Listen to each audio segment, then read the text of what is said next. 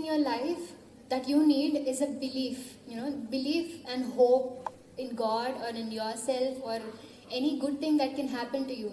Tell yourself that this is not the end of it. So have that hope and have that strong willpower within you that there will be a better day. There will be a new day in my life. I will be able to experience better things in life. And trust me, after the biggest failure in life, you're going to see the biggest and happiest thing in life. That's the rule of nature, okay? So once something like this happens, the next you might not even like wait for it to happen. You might not even believe that things like that would happen. You would be so depressed, but it will happen. That's the rule of nature, and that's what God is meant to do for us. So just have that belief and hope that things will be better, and you can't get into that shell and think that life is going to be like this forever.